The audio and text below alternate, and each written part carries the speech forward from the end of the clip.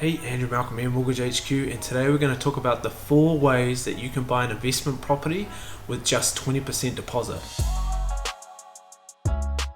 So you may have seen recently the LVR rules changing, meaning that for most investment properties you're going to need 40% deposit.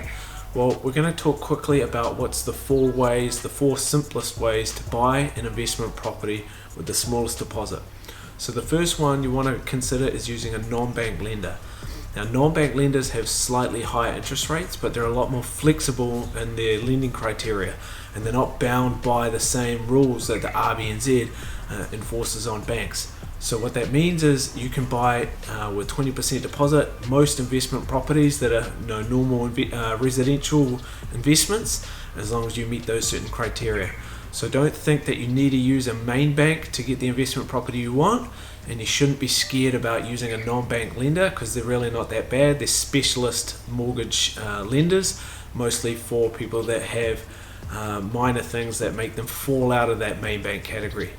So that's the first way. The second way is to buy a new build property. So new build properties don't require the same 40% deposit that you need for existing properties.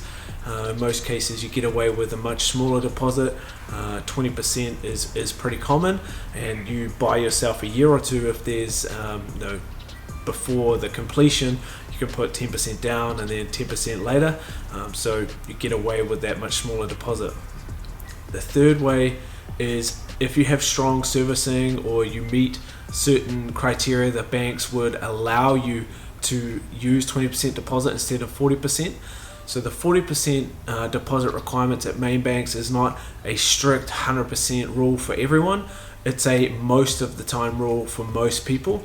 So some investors that meet certain criteria will actually qualify for having smaller deposits, and through using different banks and through restructuring or refinancing, you might actually qualify for buying an investment property with a much smaller deposit than you thought.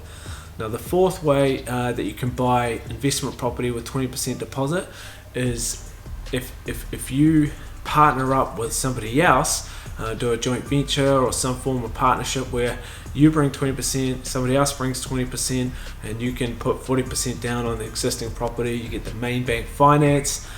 Yes, you split the proceeds of the deal, but you also half the risk, and you can bring different things to the deal. So you might bring more expertise on finding the right property, and your joint venture partner might be better at getting things fixed up and managing the renovation or construction side of things. So there are ways around the 40% deposit rule. Of course, most investors are looking to finance 100% of the purchase using securities, but just looking at that investment property side of things, 20% deposit is doable for investment properties. You just need to make sure you're working with the right mortgage advisor or the right combination of bankers to get what you want.